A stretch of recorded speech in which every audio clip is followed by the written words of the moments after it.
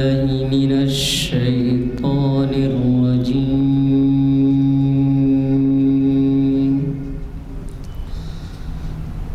بسم الله الرحمن الرحيم.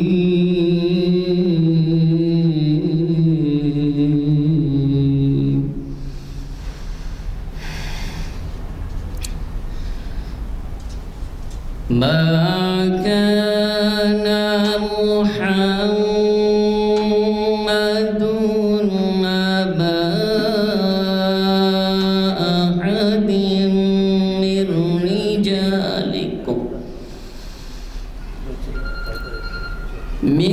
رجالكم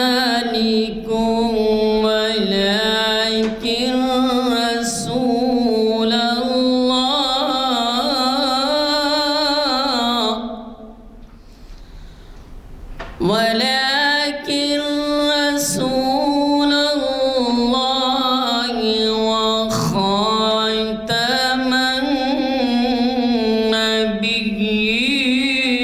النبيين وكان الله بكل شيء عليما.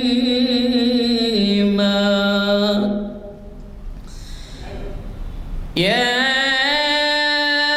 أيها الذين آمنوا اذكروا الله ذكرا كثيرا وسبحوه بكرة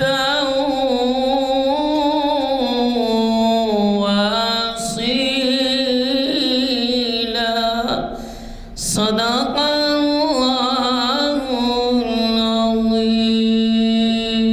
اللہ برکاتہ. اعوذ باللہ من الشیطان الرجیم. بسم اللہ الرحمن الرحیم. وَلَقَدْ كَتَبْنَا فِي الزَّبُورِ مِنْ بَعْدِ ذِكْرَى أَنَّ الْأَرْضَ يَرِثُهَا عِبَادِ الصَّالِحُونَ. صدق اللہ العظیم. برادران اکرام، یہ آیت سورہ انبیاء کی 105ویں آیت ہے.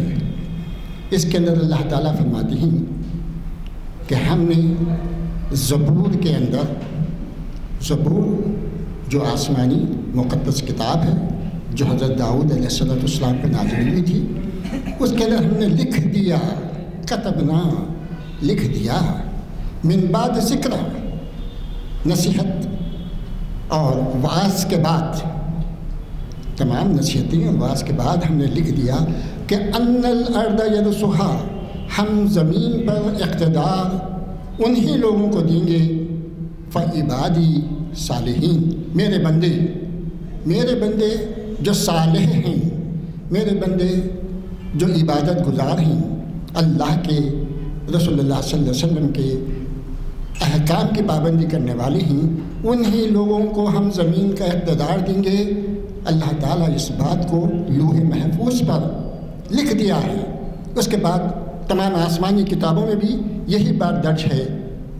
کئی جگہ قرآن کے اندر یہ بات ملتی ہے. اللہ تعالیٰ نیک اور صالح بندوں کو اقتدار دیتے ہیں. اب اس کی مثال الحمدللہ آپ لوگ سب ذی شعور ہیں، پچھلی تاریخ اور آج کل کے حالات سے بہتر طریقے سے واقف ہیں. اندازہ لگا سکتے ہیں کہ جب تک نیک لوگوں کے ہاتھوں میں، وہ لوگ جب نیک تھے تو ہاتھوں میں ان کے اقتدار تھا. صالحین کے، انبیاء علیہ السلام کے بعد، رسول اللہ صلی اللہ علیہ وسلم کے بعد جتنے بھی خلفائے راشدین تھے، جب تک وہ لوگ تھے زمانے کے اوپر ان کو اقتدار حاصل تھا. جو ہی اس سے جو ہے جب ان کے اعمال میں کمی واقع ہوئی، اللہ تعالیٰ نے اقتدار کو چھین لیا. یہ بات واضح ہے. لہٰذا یہاں پہ صالحیت کے ساتھ ابدیت ضروری ہے اقتدار کے لیے. تو اللہ تعالیٰ ہم سب کو ان باتوں کو سمجھنے کی توفیق عطا فرمائے. اور آج کل کے مشاہدات میں آپ غور کر سکتے ہیں جو حالات پیش آ رہے ہیں، آپ کو معلوم ہوگا کہ چند دن پہلے بارش کی قلت کی وجہ سے شاہ سلمان نے سعودی عربیہ کے جو شاہ ہیں نماز استسقاء کا اہتمام کیا، یعنی جو نماز بارش کے لیے کی جاتی ہے، اور اس کے دوسرے دن اتنی بارش ہوئی کہ جو ہے کاریں سڑک پہ بہہ گئی، لیکن کوئی جانی نقصان نہیں ہوا۔ یہ ایک اشارہ ہے، جب تک صالح بندے رہیں گے، جب تک صالحین کی دعائیں ہوتی رہیں گی، اللہ تعالیٰ ان کے ساتھ ہمدردی کا اور جو ہے بہترین سلوک کرتے رہیں گے۔ جہاں پہ جب اقتدار میں آنے والے لوگ اور دوسرے اللہ کی راہ سے ہٹ جائیں گے، احکام کی خلاف ورزی کریں گے، تو پھر اللہ تعالیٰ کے عذاب کے ہم کو منتظر ہونی چاہیے۔ اور اب جو دیکھتے ہیں کہ سعودی جیسے مقام پر بھی مختلف قسم کی جو ہے شرعی احکام کی خلاف ورزیاں جو ہو رہی ہیں، اب اس کا بھی خمیازہ بھگتنا پڑے گا۔ اللہ تعالیٰ ہم سب کو ان آیتوں کے سمجھنے اور صالح عمل کرنے اور اقتدار کو ہم کو دینے کی ہم دعا کرتے ہیں۔ اللہ تعالیٰ ہم سب کو اس کی توفیق نصیب عطا فرمائے۔ آج کے پروگرام کے تعلق سے الحمدللہ شریعت انفارمیشن کی آج 877ویں نشست ہے، اور جو جامع مسجد عالیہ گنج فاؤنڈری کے کانفرنس ہال میں بعد نماز عصر منعقد ہو رہی ہے۔ آج 5 دسمبر 2022 ہے، اور اس کو مخاطب کرنے والے ہیں ہمارے شہر کے جانے مانے مبلغ حافظ قرآن محمد اسحاق کمال قادری صاحب، اور آپ کا عنوان بھی بڑا دلچسپ ہے کہ لوگ جو قرآن کے اوپر، اسلام کے اوپر اعتراضات کرتے ہیں تو اس کا جو ہے ایک جائزہ لینے کی ضرورت ہے۔ تو یہ اب بہترین طریقے سے آپ کو جناب اسحاق کمال قادری صاحب اپنے عنوان پر اسلام اور اعتراضات کا جائزہ لیں گے۔ میں گزارش کرتا ہوں اسحاق صاحب سے کہ وہ تشریف لائیں اور اپنے خیالات سے ہمیں محسوس فرمائیں۔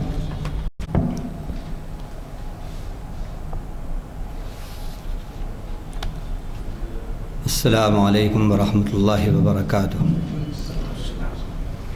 اعوذ باللہ السمیع العلیم من الشیطان الرجیم، بسم اللہ الرحمن الرحیم، الحمد للہ رب العالمین، الرحمن الرحیم، مالک یوم الدین، والصلاة والسلام علی سیدنا محمد وآلہ وصحبہ اجمعین۔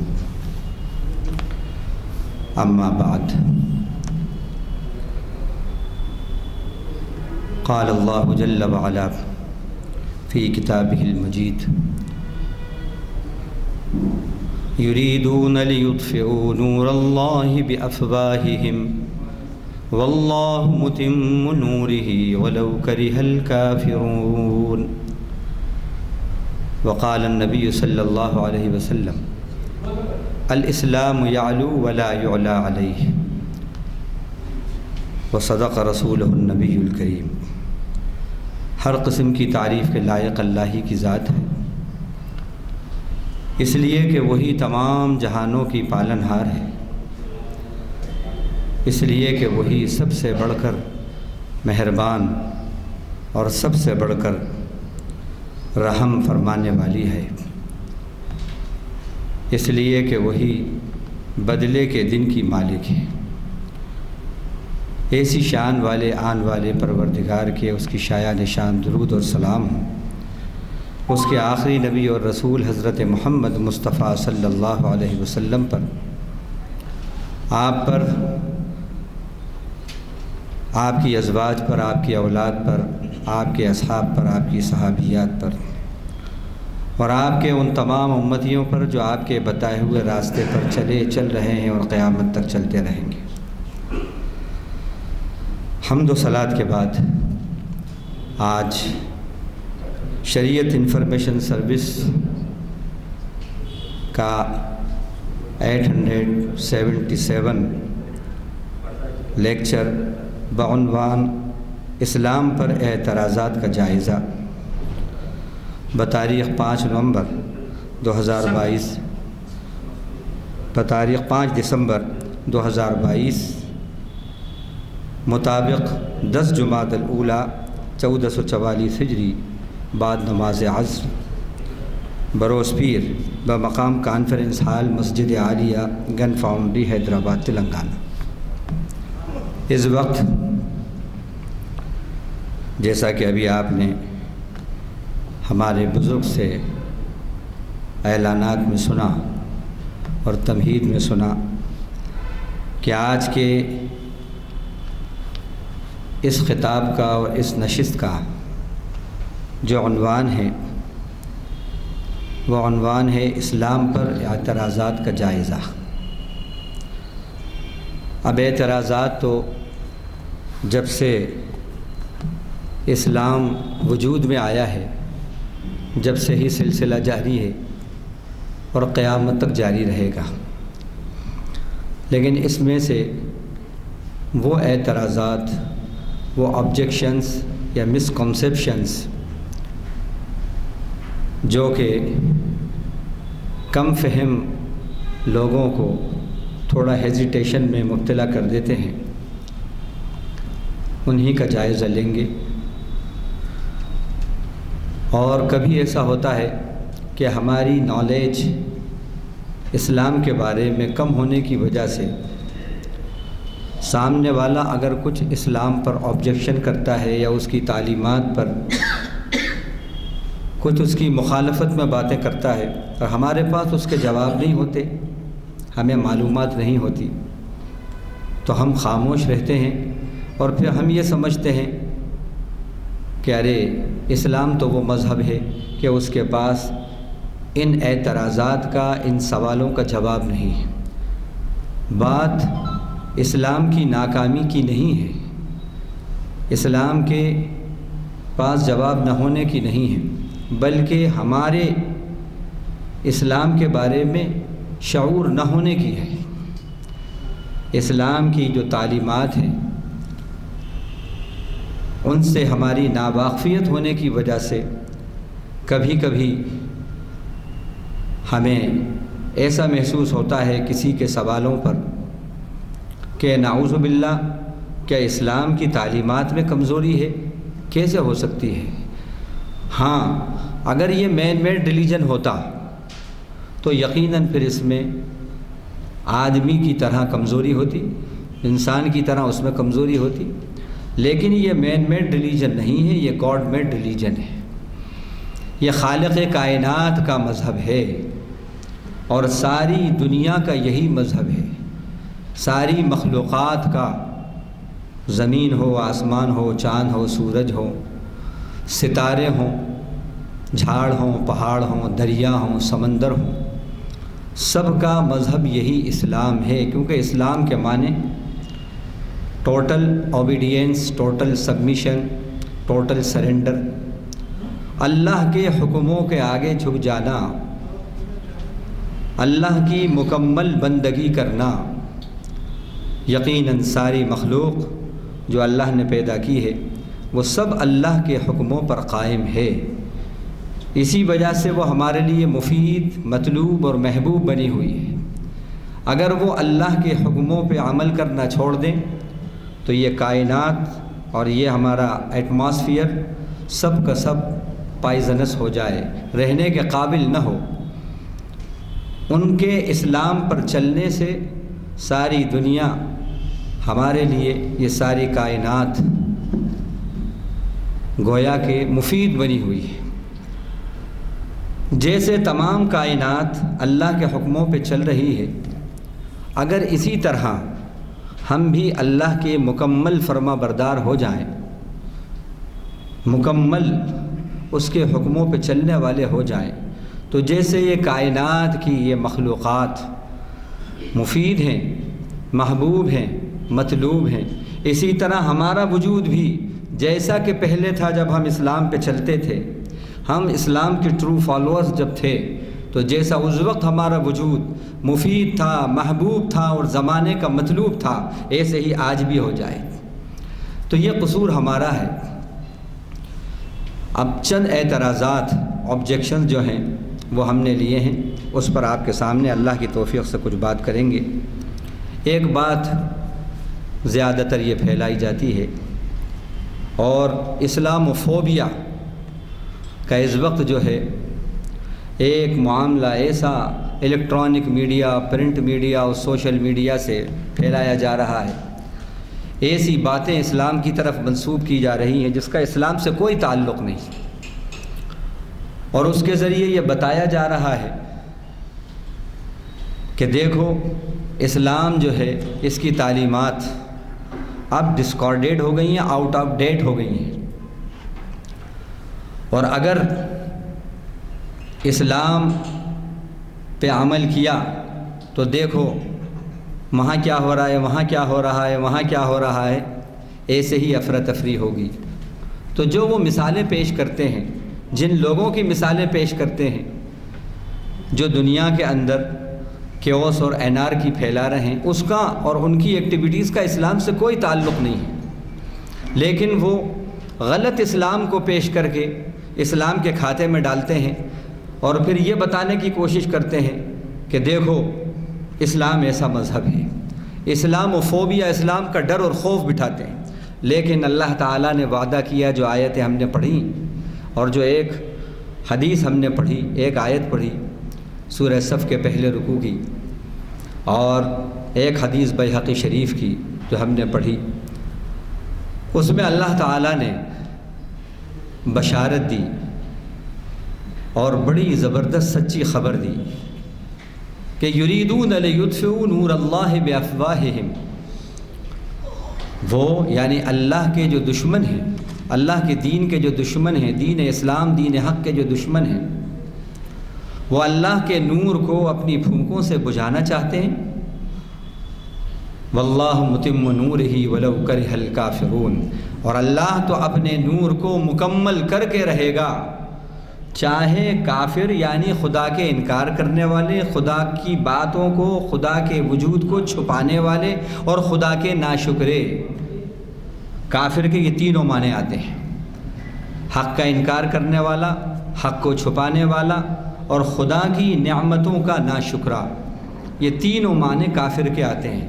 تو فرمایا اللہ تو اپنے نور کو مکمل کر کے رہے گا، چاہے خدا کے نافرمان، خدا کے ناشکرے اور خدا کے بے وفا، خدا کی زمین پر خدا کے غدار کتنا ہی ناپسند کریں کہ اسلام نہیں پھیلے، اسلام تو پھیل کر رہے گا۔ سورہ توبہ کے اندر اللہ تعالیٰ نے یہی مضمون کو بیان کر کے فرمایا وَلَوْ كَرِهَ الْمُشْرِكُونَ، وہاں پر لفظ المشرکون استعمال کیا۔ وہ چاہتے ہیں کہ اللہ کے نور کو بجھا دیں، يَأْبَى اللَّهُ إِلَّا أَن يُتِمَّ نُورَهُ، اللہ تو اپنے نور کو مکمل کر کے رہے گا، چاہے مشرک کتنا ہی ناپسند کریں۔ تو یہ بات تو اللہ نے طے کر دی کہ اسلام کی بیکنگ پر خدا ہے، اور خدا ہی ساری کائنات کا خالق اور مالک ہے۔ یہ ناممکن ہے جو کائنات جس کے قبضے میں ہیں، اس کائنات میں جو اس کا مالک ہے اس کا حکم نہ چلے، یہ کیسے ممکن ہے؟ گھر میرا حکم آپ کا چلے، یہ کیسے ممکن ہے؟ زمین میری حکم آپ کا چلے، یہ کیسے ممکن ہے؟ سورج چاند ستارے رب کے حکم کسی اور کا چلے، ہوائیں، آکسیجن، بارشیں سب اس کے ہاتھ میں، اور حکم کسی اور کا چلے۔ الا لہ الخلق والامر، سن لو جس نے پیدا کیا ہے ساری کائنات کو، حکم بھی اسی کا چلے گا۔ اور اس طرح اللہ تعالیٰ اسلام کی بلندی کے انتظام کرتے ہیں کہ کروڑہا ڈالر اسلاموفوبیا پر خرچ کرتے ہیں، لیکن اللہ تعالیٰ وہاں سے اسلام کا تعارف کرا دیتے ہیں اور اسلام کو پھیلا دیتے ہیں۔ جو تفریح گاہ ہوتا ہے اسے عبادت گاہ بنا دیتے ہیں۔ جیسے فیفا ورلڈ کپ جو قطر کے اندر اس وقت ہو رہا ہے، کوئی تصور نہیں کر سکتا تھا کہ اسلام کا وہاں سے سیلاب، اسلام کا وہاں سے تعارف ہوگا۔ ہاں بھائی، اسلامک سینٹر مکے سے، مدینے سے اور کوئی بڑے اسلامک سینٹر سے اگر لوگ مشرف با اسلام ہو رہے ہیں، یا کسی بڑے تبلیغی اجتماع یا کسی بڑی جماعت کے اجتماع میں اگر اس طرح معاملہ ہو رہا ہے تو سمجھ میں آتی کہ بھائی بڑی محنتیں کری ہیں اور یہ بات اس سبب سے ہوئی ہے۔ لیکن عجیب بات ہے، موسٹ ایکسپینسو ایونٹ جو سب سے زیادہ ابھی تک 21 جو فیفا ورلڈ کپ ہوئے ہیں اس میں سب سے زیادہ مہنگا اگر کوئی ہے تو یہ ایونٹ ہے، اور ایک چھوٹے سے ملک نے جس کی آبادی صرف 30 لاکھ ہے اس نے یہ کر کے دکھا دیا۔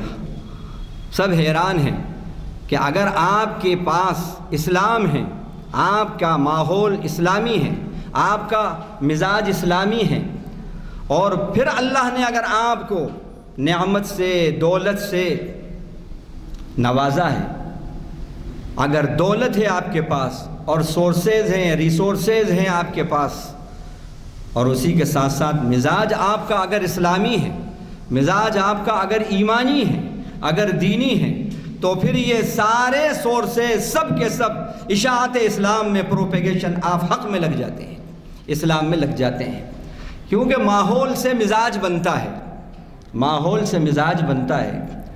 ماحول وہاں پر علماء کی قربانیوں کا، علماء کے اسلام کے تعارف کا ہے، اس لیے یہ ممکن ہوا۔ کوئی تصور کر سکتا ہے کہ وہاں پر ایسا اسلام کا ایک مرکز بن جائے گا، وہ تفریح گاہ، عبادت گاہ بن جائے گی؟ کوئی تصور نہیں کر سکتا تھا۔ تو جو اسلام پہ قائم رہتا ہے وہ ایفیکٹو ہوتا ہے، اور جو اسلام پہ ایمان پہ قائم نہیں رہتا وہ افیکٹڈ ہو جاتا ہے۔ جو اسلام کی تعلیمات پر قائم رہتا ہے وہ مؤثر بنتا ہے، اور جو اسلام کی تعلیمات چھوڑ دیتا ہے اس میں کمزوری آ جاتی ہے، اس کا ایمان اور اسلام کمزور ہو جاتا ہے، تو پھر وہ افیکٹڈ ہو جاتا ہے، یعنی متاثر ہو جاتا ہے۔ اس کی مثال ہمارے سامنے ہے۔ جو اسلام پہ قائم اور جس کا مزاج ایمانی، وہ زمانے کے سامنے افیکٹڈ نہیں ہوا، وہ متاثر نہیں ہوا۔ بڑے اس کے اوپر حملے ہوئے، اعتراضات ہوئے، لیکن نہیں، وہ مؤثر رہا، اثر ڈالنے والا رہا، اور اثر ڈالنے والا وہی ہوتا ہے، مؤثر وہی ہوتا ہے جو طاقتور ہوتا ہے، افیکٹو وہی ہوتا ہے جو طاقتور ہوتا ہے، اور جو کمزور ہوتا ہے وہ افیکٹڈ ہوتا ہے، وہ متاثر ہوتا ہے۔ ہمارے سامنے دونوں مثالیں موجود ہیں۔ ایک طرف یہ چھوٹا سا ملک ہے، اس کی مثال کہ اسلام کا اس نے ایک سیلاب کو وہاں سے شروع کر دیا، اور دوسری طرف وہ ملک جو سو کالڈ خادم الحرمین الشریفین کا ملک ہے، مکہ اور مدینہ جو اسلام کا مرکز ہے وہاں پر ہے، لیکن مکمل اسلام پہ عمل نہیں۔ ہزاروں علماء قید و بند کی مشکلات کے اندر ہیں اور جیلوں میں بند ہیں، صرف اس بات پر کہ حق کو حق کہہ دیا، جھوٹ کو جھوٹ اور سچ کو سچ کہہ دیا۔ اور اذانوں کے وقت یہ حکم ہے کہ نہیں، بس اذانوں کی آواز اتنی رہے کہ مسجد میں گونجے، مائک کی آواز مسجد سے باہر نہ جائے۔ اور اتنے متاثر ہوئے، اتنے متاثر باطل سے ہوئے کہ وہ سرزمین جو مقدس سرزمین ہے، وہاں پر بے حیائی اور بھوتوں اور پریتوں کا ایک فیسٹیول ہالووین منایا جا رہا ہے۔ قرآن کی سرزمین، رسولوں کی سرزمین، وہاں پر اس طرح کا معاملہ، یہ کیوں ہے؟ یہ کیوں ہے؟ یہ اس وجہ سے ہے کہ اسلام اور ایمان کمزور ہے۔ جہاں اسلام اور ایمان کمزور ہوگا وہاں پر مسلمان متاثر پوزیشن میں ہوں گے، افیکٹڈ پوزیشن میں ہوں گے، اور جہاں ایمان اور اسلام پختہ ہوگا، طاقتور ہوگا، وہاں پر وہ افیکٹو ہوں گے، اور جو افیکٹو ہوگا زمانہ اس کے آگے جھکے گا۔ یہ دونوں مثالیں ہمارے سامنے موجود ہیں کہ وہاں پر 5 وقت کی اذانیں ہوتی ہیں، جماعت سے نماز ہوتی ہے، اور اللہ کے کلام کا اور نبی کی باتوں کا جا بجا پروپیگیشن ہے، اور اسلام کا تعارف پیش کیا جا رہا ہے۔ 50 بڑے بڑے اسکالرز یہ کام کر رہے ہیں، اور ابھی تک الحمدللہ سینکڑوں لوگ مشرف بہ اسلام ہو گئے ہیں۔ یہ علامت ہے اس بات کی کہ اگر آپ کا ایمان طاقتور اور کمزور ہے تو آپ ہی باطل پر مؤثر بنیں گے، اور اگر آپ کا ایمان کمزور ہے، بھلے ہی آپ خادم الحرمین الشریفین ہیں، لیکن آپ گھٹنے ٹیک دیں گے باطل کے آگے، گھٹنے ٹیک دیں گے. 100 ملین ڈالرز کے تحفے دیں گے آپ مسلمانوں کے مال پر، حق کسی اور کا، باطل کا. یہ دونوں مثالیں ہمارے سامنے ہیں. تو اب ایک اعتراض یہ ہوتا ہے کہ اسلام امن پسند مذہب نہیں، شدت پسند مذہب ہے. اور اسلاموفوبیا، الحمدللہ یہ بتایا کہ اسلام دیکھو کیسا امن پسند مذہب ہے، کیسا امن پسند مذہب ہے. اب اس پر کچھ باتیں آپ کے سامنے. کرناٹک کا آپ نے سنا ہوگا، الیکٹرانک اور پرنٹ میڈیا میں یہ نیوز آج کل بڑی تازہ ہے کہ کرناٹک کے ایک ریٹائرڈ ڈسٹرکٹ جج وسنتا ملسا ولکی نے مسلمان حکمرانوں کے بارے میں ایک اسٹیٹمنٹ دیا. اپنی اسپیچ میں انہوں نے ایک اسٹیٹمنٹ دیا. کیا کہا؟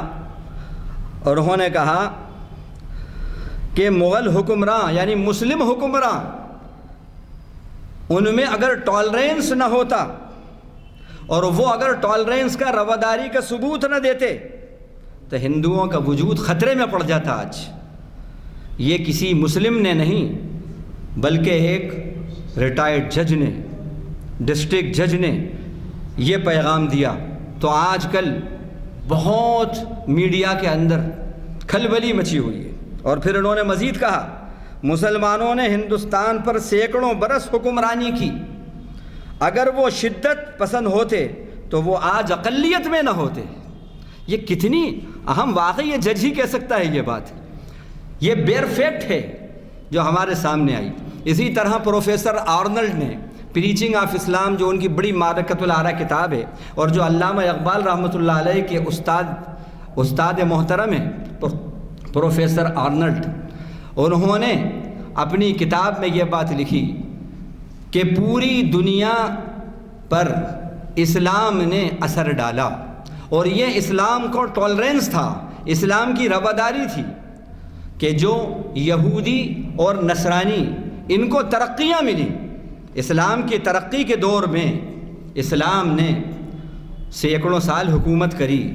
اگر اس کی ترقی کے دور میں اگر وہ شدت پسندی کا مظاہرہ کرتا یہودیت اور نصرانیت کے بارے میں تو وہ پنپتے نہیں. اور اس کا تیسرا ثبوت یہ ہے کہ جزیرۃ العرب میں آج بھی کئی خاندان عربوں کے وہ ہیں کہ جو عیسائی ہیں، جو یہودی ہیں.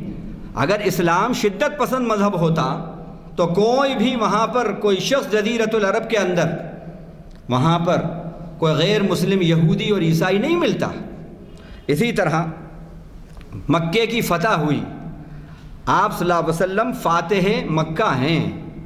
اور کس کے اوپر فتح پائی ہے؟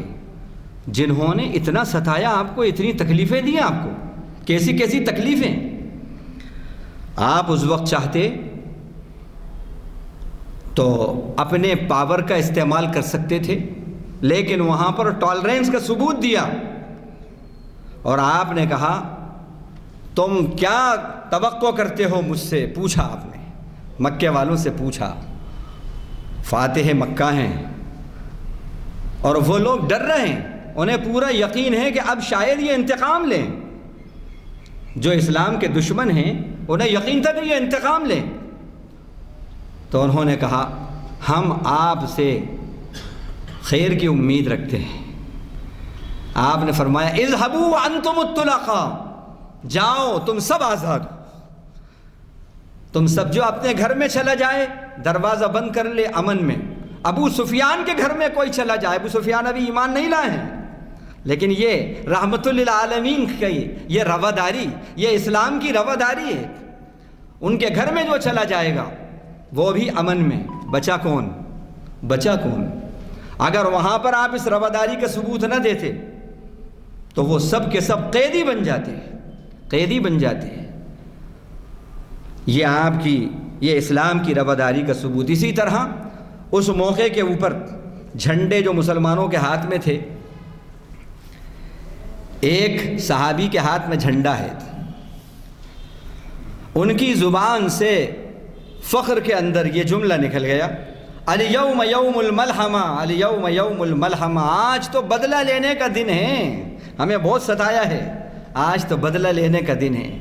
جیسے ہی آپ کو یہ خبر ملی اور ابو سفیان نے شکایت کی، اللہ کے نبی ان کے ارادے ٹھیک نہیں لگتے، تو آپ صلی اللہ علیہ وسلم نے ان کو بلایا، ان سے وہ جھنڈا لے کر بیٹے کو دے دیا اور کہا نعرہ بدلو، اسلام کا نعرہ نہیں ہے یہ، اسلام کا نعرہ یہ ہے، کیونکہ میں وما ارسلناک الا رحمۃ للعالمین ہوں، میں سارے جہانوں کے لیے رحمت بن کر آیا ہوں، اور یہ دین رحمت ہے۔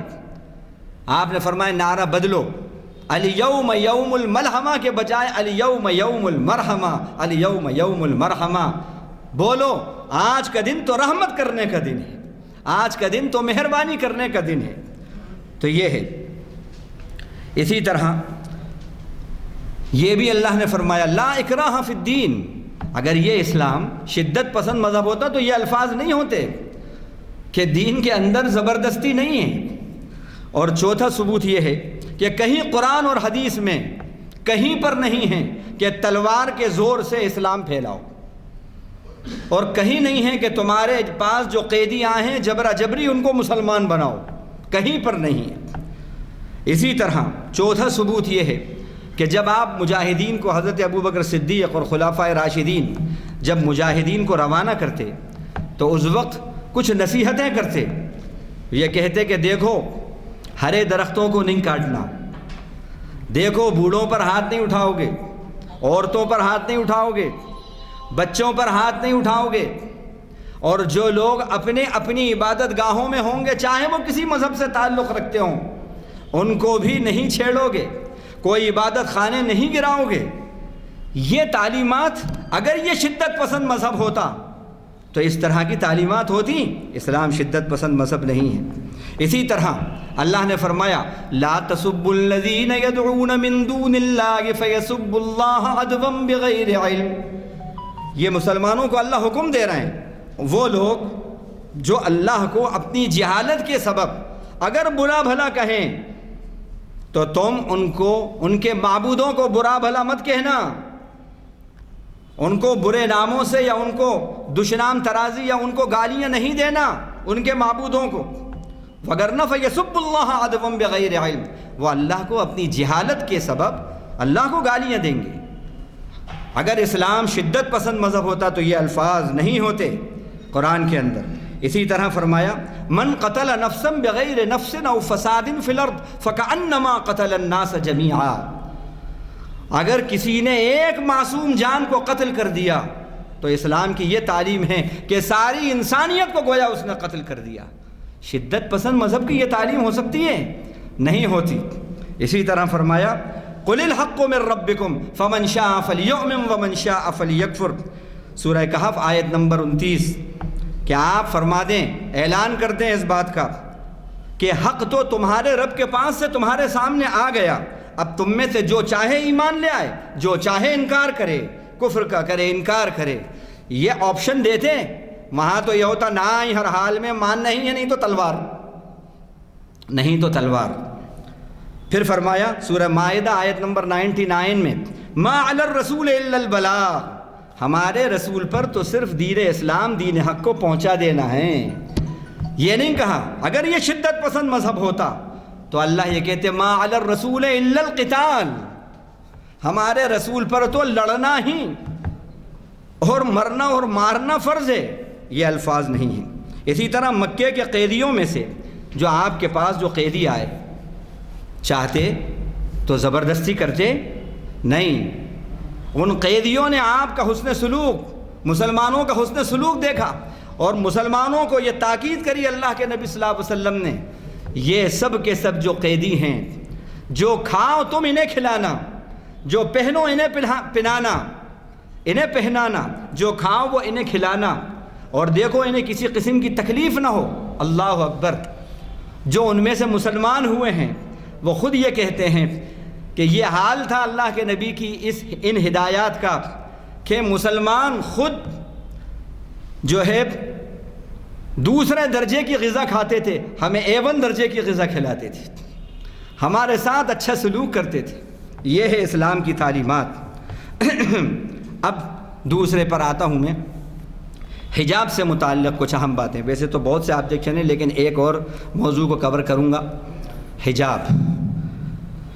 اس وقت حجاب پر آپ دیکھ رہے ہیں ایک ماحول جو ہے اسلاموفوبیا کا، وہ اسلام تو صاحب بالکل دقیانوسی مذہب ہے، اور عورتوں کو گھر میں بٹھا دیتا ہے، بالکل چار دیواری میں بند کر دیتا ہے۔ تو اس بارے میں بھی سن لیں اسلام کی تعلیمات حجاب سے متعلق، اور جو حجاب پر سروے ہوئے ہیں اور جو لوگ مسلمان ہوئے ہیں، صرف سبب کیا بنا؟ حجاب کی اسٹڈی کری، حجاب سے متاثر ہوئے، وہ سن لیں آپ۔ ہم یہ سمجھتے ہیں کہ حجاب صرف عورتوں کا ہے، عورتوں پر ہے۔ قرآن نے کہا نہیں، مردوں کو بھی حجاب کرنا ہے۔ اب آپ کہیں مولانا نئے نہیں لاتے ہیں، مولانا نئے نہیں لا رہے، انت مولانا کی بات ہے یا نہ مولانا کی بات نہیں ہے۔ سورہ نور میں اللہ فرما رہے ہیں، سورہ نور آیت نمبر 30 میں، قل للمؤمنین یغضوا من ابصارہم ویحفظوا فروجہم، اے نبی آپ مومنوں سے کہہ دو جب وہ چلیں، یہ انڈرسٹوڈ ہے بات، اپنی نگاہوں کو پست رکھ کے چلیں، نیچے رکھ کے چلیں، اور اپنی شرمگاہوں کی حفاظت کریں۔ مردوں کے لیے پہلے مردوں کو حکم ہے نگاہوں کے پردے کا، مردوں کو بھی حکم ملا ہے نگاہوں کے پردے کا، لیکن مرد بھول ہی جاتے ہیں کہ ہمیں بھی پردے کا حکم ہے اللہ کی طرف سے۔ بس بیچاری عورت پر ہی پردہ ہے، عورت کو ہی پردہ کرنا ہے۔ مردوں کو کس طرح پردہ کرنا؟ نگاہوں کا پردہ ہے، مردوں کے لیے نگاہوں کا پردہ ہے۔ اسی طرح عورتوں کو پھر پردے کا حکم دیا، وَقُلْ لِلْمُؤْمِنَاتِ يَغْضُضْنَ مِنْ أَبْصَارِهِنَّ وَيَحْفَظْنَ فُرُوجَهُنَّ، اے نبی آپ مومن عورتوں سے کہہ دو کہ وہ بھی جب چلیں تو نگاہوں کو پست رکھ کے چلیں اور نیچے رکھ کے چلیں، اور اپنے چیسٹٹی کی حفاظت کریں، اپنے کیریکٹر کی حفاظت کریں۔ اسی طرح پردے سے متعلق جو الفاظ آئے ہیں، کہیں حجاب آیا ہے، پردے سے متعلق جو باتیں آئی ہیں، اور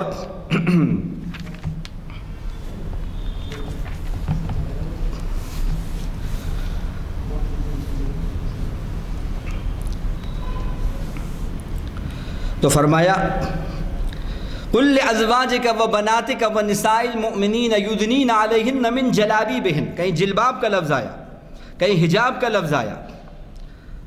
فرمایا کہ اے نبی اپنی بیویوں سے کہہ دو اور اپنی بیٹیوں سے کہہ دو اور مومنوں کی عورتوں سے کہہ دو، پردہ عالم صاحب مولانا صاحب کے گھر سے آغاز ہو عمل کا۔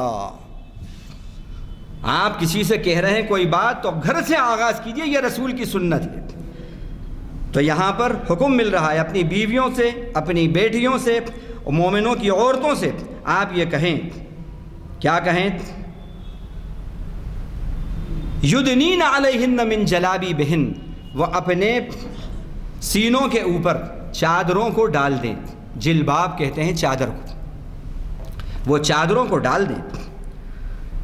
اس کے بعد فرمایا وَإِذَا سَأَلْتُمُوهُنَّ مَتَاعًا فَاسْأَلُوهُنَّ مِنْ وَرَاءِ حِجَابٍ، یہاں لفظ حجاب استعمال کیا۔ اور جب تم سوال کرو، اب آدمیوں کو حکم ہو رہا ہے، ازواج مطہرات سے جب سوال کرو پردے کے پیچھے سے سوال کرو۔ تو اس سے معلوم ہو رہا ہے کہ پردہ حجاب اللہ کا حکم ہے، یہ بندوں کا یا رسول کا حکم نہیں، یہ اللہ کا حکم ہے۔ اب اس کی کا جو ریلیونس ہے، اس کی جو اہمیت ہے وہ بتانا چاہ رہا ہوں۔ الحمدللہ جہاں پر اللہ کے اس حکم کو مانا جا رہا ہے، یہ تینوں باتیں وہاں پر موجود ہیں۔ اس کے فائدے، 3 فائدے بتائے ہیں بڑے بڑے۔ پہلا فائدہ بتایا یہ کہہ کر کہ اے نبی اپنی بیویوں سے، مسلمانوں کی عورتوں سے، اپنی بیٹیوں سے کہو کہ وہ چادریں ڈال لیں، یعنی پردہ کریں۔ اس کا پہلا فائدہ بتایا ذالک ادنیٰ ان یعرفنا، اس کا پہلا فائدہ یہ ہے کہ ان کی شناخت ہوگی، ان کی پہچان ہو جائے گی۔ تو پہلا فائدہ کیا ہوا پردے کا، حجاب کا؟ آئیڈینٹی، تشخص، شناخت۔ یہ ایمان والے کو، والی کو شناخت دیتے ہیں، پردہ آپ کو شناخت دے گا، پہچان دے گا۔ اور اس شناخت کی وجہ سے دوسرا فائدہ کیا ہوگا؟ پروٹیکشن، فلا یؤذین، ان یعرفن فلا یؤذین۔ جب وہ پردہ کریں گے تو ایک فائدہ ان کی شناخت ہوگی، دوسرا یہ کہ ان کو ایذائیں نہیں پہنچائی جائیں گی۔ تو پردے نے آپ کو دوسرا فائدہ دیا، کیا؟ تحفظ دیا، عورت کو تحفظ دیا، یہ دوسرا فائدہ پردے کا۔ تیسرا فائدہ جو دیا ہے ذالکم اطہر لقلوبکم وقلوبہن، فرمایا کہ یہ پردے سے تمہارے دلوں کو بھی پاکیزگی ملے گی اور عورتوں کے دلوں کو بھی پاکیزگی ملے گی۔ معلوم ہوا پردے نے ہارٹ کلینلینس، دل کو پاکیزگی عطا فرمائی۔ اب مجھے بتائیے، پردہ تو پروٹیکشن کے لیے ہے، پردہ حسن میں اضافہ کرنے کے لیے ہے، اور جو چیز جتنی قیمتی ہوتی ہے اس کو اتنا ہی حفاظت سے رکھا جاتا ہے، اس کی حفاظت کی جاتی ہے۔ تو اسلام نے عورت کو بہت قیمتی شے بتایا، اس لیے اس کی حفاظت کی بات کری، اس کی حفاظت کی بات کری۔ اسی طرح بے حجابی کے جو نقصانات بتائے، بے حیائی ہے، بد کرداری ہے، ذہنی تناؤ ہے، بے سکونی ہے، ڈسپیوٹس ہیں شوہر اور بیوی کے درمیان، اسی طرح کردار کا مشکوک ہونا، ڈاؤٹ فلنس آتی ہے، کیریکٹر کے اندر شکوک و شبہات جنم لیتے ہیں، شوہر اور بیوی کے درمیان نا اتفاقیاں پیدا ہوتی ہیں۔ یہ اس پر جو ہے اکبر الہ آبادی کا کیا اشعار وہ ہیں، بے پردہ کل جو آئیں نظر چند بیویاں، اکبر وہیں غیرت قومی سے گڑ گیا، پوچھا جو ان سے آپ کے پردے کا کیا ہوا، کہنے لگیں کہ عقل پہ مردوں کے پڑ گیا۔ ہاں، تو یہ ہے پردے کے یہ فائدے ہیں، یہ تین جو اللہ تعالیٰ نے بہترین باتیں بتائی ہیں، دیکھ لو آپ، جہاں بھی پردہ ہے وہاں تینوں باتیں الحمدللہ، تشخص بھی ہے، آئیڈینٹی بھی ہے، پروٹیکشن بھی ہے، اور کیریکٹر کی پاکیزگی بھی ہے۔ اور اس پر سروے ہوا، ابھی دہلی کے اندر چند سال پہلے سروے ہوا تو معلوم ہوا کہ ریپ کے کیسز 90% وہاں پائے گئے جہاں پر پردہ نہیں تھا ان خواتین میں، اور جہاں پردہ ہے وہاں ریپ کے کیسز 2% سے 3% رہے۔ یہ دیکھیے آپ، یہ اللہ نے جو کہا تھا حفاظت، وہ حفاظت پردے کے اندر حفاظت ہے۔ تو یہ بہرحال اب اسی کے اندر ایک بات اور بہت اہم ہے، بتا کے بات ختم کریں گے۔ یہ جو ابھی آپ نے دیکھا کہ اس وقت ہمارے میڈیا کے اندر یہ بات چل رہی ہے کہ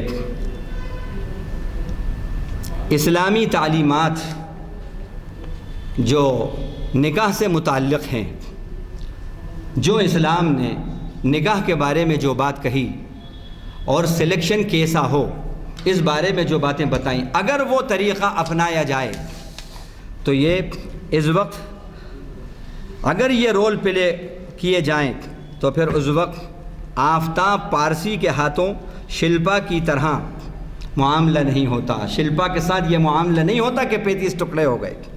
اسی طرح ہرمند کے ہاتھوں شلپا کا قتل نہ ہوتا، بہیمانہ قتل نہ ہوتا۔ اسی طرح راہل کے ہاتھوں گلشنا کا قتل نہ ہوتا، بڑے بہیمانہ قتل، 35 ٹکڑے۔ کیوں؟ سب لیونگ پارٹنر ہیں۔ اسلام نے جو تصور دیا ہے، جو بیوی کا تصور دیا، وہ کیا؟ وہ لیونگ پارٹنر کا نہیں بلکہ لائف پارٹنر کا تصور دیا ہے۔ اور کیا کہا ہے وہ الفاظ میں کہتا ہوں، اور شاید اسی پہ 5 منٹ میں بات ختم ہوگی۔ فرمایا ہن لباس لکم وانتم لباس لہم۔ جب اللہ تعالیٰ بات کر رہا ہے شوہر اور بیوی کی اور ان کے حقوق بتا رہا ہے تو یہ کہا کہ عورتیں تمہارا لباس ہیں، وانتم لباس لہن، اور تم عورتوں کے لباس ہو۔ اللہ اکبر! آپ غور کریں، اسلام نے عورت کو کیا کہا؟ لباس۔ مرد کو عورت کا لباس، عورت کو مرد کا لباس۔ لباس کی کیا خصوصیت ہوتی ہے؟ لباس کا جسم سے 24 گھنٹے کا تعلق ہوتا ہے، 24 گھنٹے کا۔ اب جتنا مکمل لباس ہوگا اتنا ہی زیادہ حسن اور پروٹیکشن ملے گا۔ تو جب مکمل تصور جو اسلام نے دیا ہے شادی کا، اگر وہ تصور بیوی کے اندر وہ خوبیاں ہوں گی تو وہ مکمل آپ کی لائف پارٹنر ہوگی، لباس کی صورت کے اندر مکمل وہ ہوگی۔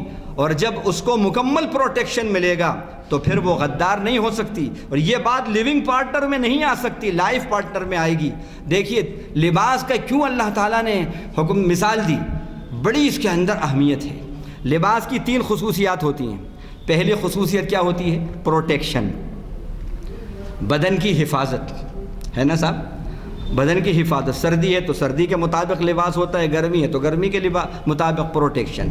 دوسرا کنسیلیشن، کوئی پھنسی پھوڑے ہیں، کوئی عیب ہے، بدن کے عیوب ہیں تو لباس وہ چھپا لیتا ہے نا صاحب؟ بیوٹیفیکیشن۔ اور تیسرا کیا اسلام نے بات دی ہے؟ تیسری بات دی ہے کہ ایک تو جو ہے کنسیلیشن، ایک پروٹیکشن دیا، ایک تحفظ دیا، ایک بیوٹیفیکیشن دیا، اور ایک کنسیلیشن، عیوب کو چھپایا۔ 3 باتیں دیں۔ عیب کو چھپاتا ہے، جسم کا تحفظ کرتا ہے، اور جسم کو حسن دیتا ہے۔ تو کیا مطلب ہوا؟ مطلب یہ ہے کہ ہم لوگ نکاح میں قاضی صاحب پڑھتے ہیں اور قاضی صاحب بہت سی باتیں بتاتے ہیں۔ یہ بتانا چاہیے کہ جو رول اسلام نے شوہر اور بیوی کا بتایا ہے، اگر شوہر بیوی کے لیے اور بیوی شوہر کے لیے یہ رول پلے کریں، لباس کا رول پلے کریں، یہ ان کے عیوب کو چھپائیں، وہ ان کی پردہ پوشی کریں، یہ ان کی پردہ پوشی کریں، یہ ان کو سنواریں، وہ ان کو سنواریں، وہ ان کے محافظ ہوں، وہ ان کے محافظ ہوں، وہ ان کے کردار کو سنواریں، دنیا کے کردار کو بھی سنواریں، آخرت کے کیریکٹر کو بھی سنواریں۔ دونوں اگر اس طرح لباس کا رول پلے کریں گے تو یقیناً دونوں ایک دوسرے کے لیے رحمت ہوں گے۔ اور پھر یہ جو کیسز ہمارے سامنے اس وقت آ رہے ہیں بہیمانہ قتل کے، یہ کیسز نہیں ہوں گے۔ الحمدللہ اسلام میں ایسی کوئی بھی مثال نہیں ملتی کہ جو واقعی مسلمان ہو اور اس کے سامنے اس طرح خوف خدا ہو، اور اس طرح اس کے پاس تعلیمات ہوں، اور اس نے اپنی بیوی کے ساتھ اس طرح کا معاملہ کیا ہو۔ تو یہ ہے، تو لباس بنائیے، اور مکمل طور پر ساتھ جو رہتا ہے وہی وفادار ہوتا ہے۔ لیونگ پارٹنر میں وہ وفاداری آپ ڈھونڈو تو کہاں سے ملے گی؟ نہیں مل سکتی۔ اللہ تعالی ہمیں اسلام کی ان تعلیمات پر اپنے کرم سے اور اپنے فضل سے عمل کرنے والا بنائے۔ آج ان تعلیمات پر جو لوگ عمل کر رہے ہیں اور یہ تعلیمات کو جو پڑھ رہے ہیں، الحمدللہ وہ اسلام کے آغوش میں آ رہے ہیں۔ اللہ تعالی ہمیں استقامت دے اور پکا سچا نام کے مسلمان کے ساتھ ساتھ کام کا مسلمان بھی بنائے۔ السلام علیکم حضرات، اس عالمانہ خطاب پہ کیا تبصرہ ہو سکتا ہے؟ صرف اتنا یاد دلا دوں آپ کو کہ ہمارے ان محافل کا جو آغاز ہوا تھا وہ مولانا ہی کے پہلے خطاب سے تھا، اور اس کا برکت یہ ہوئی کہ اللہ تعالیٰ جو ہے ہمیں آج اتنے طویل عرصے سے استفادے کا موقع دے رہا ہے۔ یعنی اب اندازہ لگائیے، پرسوں 4 شنبے کے دن جو خطاب ہے 17 دسمبر کو، فلسفہ اجتماعیت اور اقبال، یہ آپ کے جانے پہچانے مقرر ہیں ڈاکٹر لقاء الحق۔ 7 دسمبر جی 7 دسمبر آپ 17 بولے، معاف کرنا، 7 دسمبر کا جو خطاب ہے 4 شنبہ، فلسفہ اجتماعیت اور اقبال۔ آپ اس سے پہلے بھی سن چکے ہیں ڈاکٹر لقاء الحق، یہ جرمنی میں رہ کے آئے ہیں کافی دن تک، اور بڑی ہی تیاری سے آتے ہیں۔ ضرور تشریف لائیے، اٹینڈ کیجیے، اور ہمیشہ کی طرح پھر آپ کو یاد دلاؤں گا کہ ہماری محافل میں نوجوانوں کی کمی ہے، تو یہ اس کی طرف توجہ کی ضرورت ہے۔ آپ ہی سوچیں کہ اگر آپ ایک نوجوان کو ساتھ لائیں تو اب جتنی تعداد ہے اس کی ڈبل ہو جائے گی، اور یہ محفل اقبال شناسی کی 1099ویں لیکچر ہوگا ڈاکٹر لقاء الحق کا، فلسفہ اجتماعیت اور اقبال۔ اجتماعیت تو آپ سمجھتے ہیں، تو فلسفہ اس میں اجتماعیت میں کیا ہے وہ علامہ اقبال کا نظریہ جو ہے وہ پیش کریں گے۔ مجھے کبھی توقع ہے کہ آپ شرکت فرمائیں گے، چونکہ دعا ہو چکی ہے، لہذا دعا ہو محفل برخاست کی جاتی ہے۔